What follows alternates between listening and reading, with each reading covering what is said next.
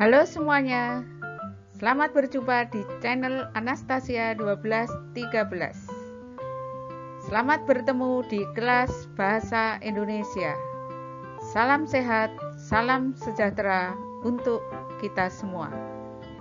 Pertemuan kali ini nanti kita akan belajar mengenai teks pidato persuasif, khususnya bagaimana cara-cara memersuasi dan struktur teks pidato persuasif. Mari kita ikuti bersama.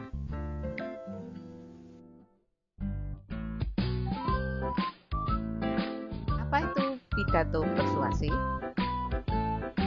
Pidato persuasif merupakan bagian dari eksposisi.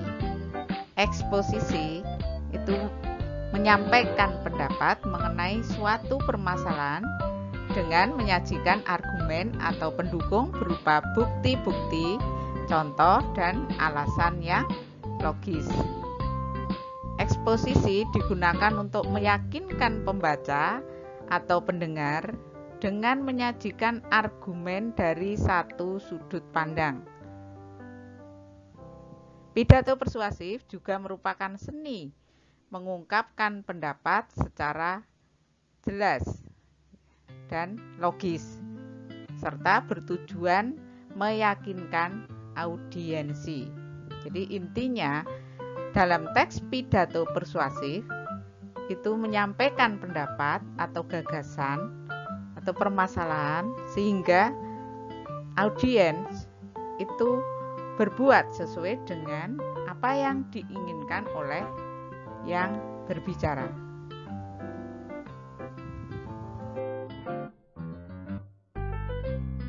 Kemudian cara memersuasi.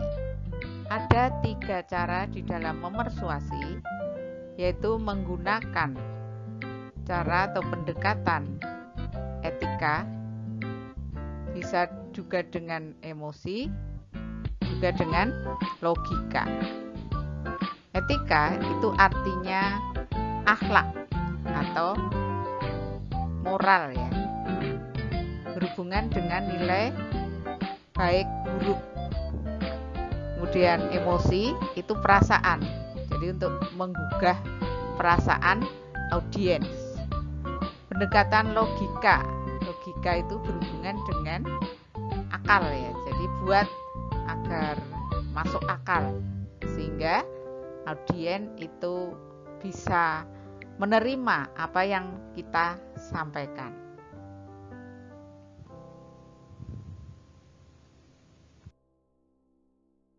Contoh pendekatan etika.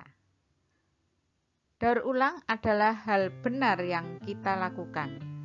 Memubazirkan sumber daya kita yang terbatas sama dengan mencuri hak anak cucu kita di masa depan. Ini tidak bermoral. Mengapa ini termasuk pendekatan etika?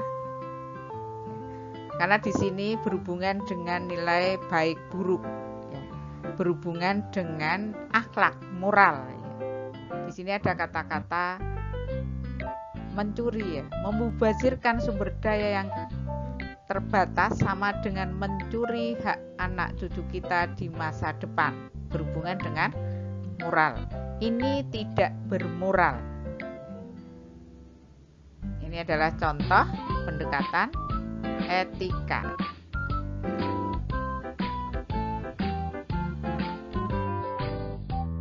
Berikutnya contoh pendekatan emosi.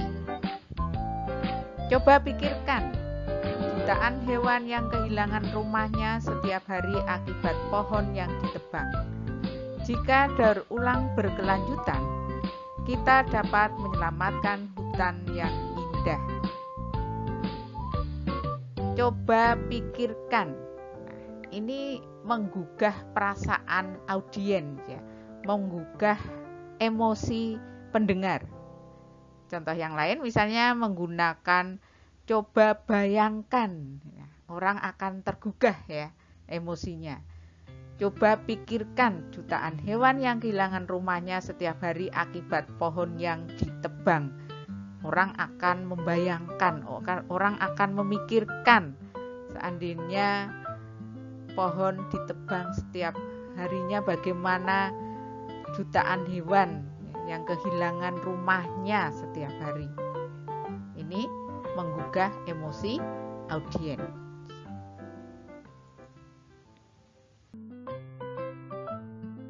Contoh pendekatan logika.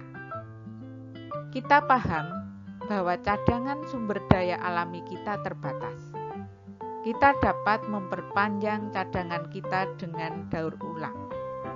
Mengapa ini pendekatan logika?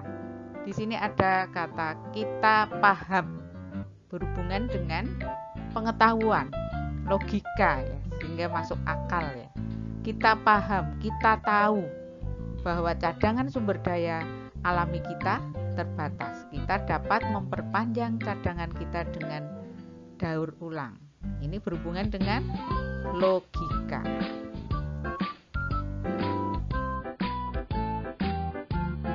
Nah, berikutnya kita lihat struktur teks pidato persuasif. Di dalam struktur teks pidato persuasif, secara garis besarnya ada 3, yaitu pendahuluan, isi, kemudian penutup. Sama dengan struktur teks pada umumnya, hanya nanti di dalam isi di sini yang berbeda dengan struktur teks pidato yang lain.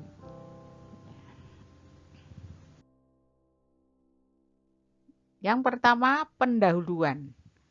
Pendahuluan itu berisi salam pembuka, kemudian sapaan dan ucapan syukur.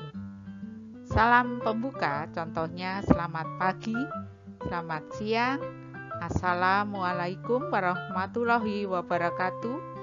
Kemudian sapaan itu yang terhormat Kepala SMP Negeri 5 Purworejo misalnya, atau yang kami hormati Bapak Ibu Guru, yang kami sayangi teman-teman, ini merupakan sapaan. Kemudian ucapan syukur. Ucapan syukur bahwa kita semua, biasanya berisi kita semua bisa berkumpul dalam acara pada hari itu.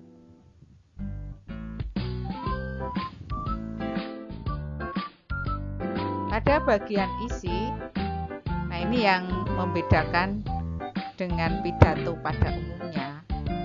Ada 3 yang harus ada di dalam isi teks pidato persuasif. Yang pertama yaitu pernyataan posisi, berupa pendapat atau pendirian penulis terhadap suatu persoalan. Jadi, apa pendapat atau pendirian penulis itu ada di awal isi dalam pidato persuasif. Apa pendapatnya tentang sesuatu. Kemudian pendapat itu seharusnya diberi alasan. Berarti tahap argumen, berisi alasan, contoh-contoh dan bukti-bukti yang kuat. Setelah itu penguatan pernyataan posisi, berupa simpulan posisi berdasarkan argumen yang telah disajikan. Jadi penguatan pernyataan posisi di sini menguatkan pernyataan posisi yang sudah ada. Jadi semacam simpulan di dalam bagian ketiga dari isi teks pidato persuasif. Nanti pada pelajaran berikutnya akan kita cari contohnya, kemudian kita bahas mana bagian pernyataan posisi, mana argumen, mana penguatan pernyataan posisi.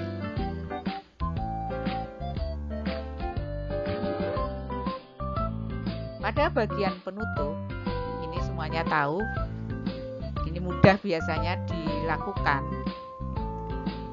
berupa harapan agar gagasan dan pesan yang disampaikan bermanfaat bagi pendengar. Kemudian permohonan maaf kepada pendengar jika ada kesalahan dan kekhilafan. Ucapan terima kasih yang diakhiri dengan salam penutup. Jadi dari 3 bagian itu tentunya yang paling sulit tadi pengembangannya pada bagian isi, karena ada atau kita harus menyertai argumen, bukti-bukti dan contoh yang kuat. Sedangkan pada bagian penutup ini semuanya pasti bisa mengembangkan dengan mudah. Nah, demikian anak-anakku teks pidato persuasif pada pelajaran hari ini.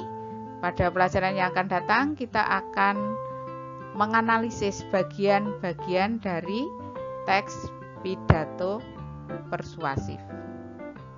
Terima kasih, sampai bertemu kembali pada pertemuan yang akan datang.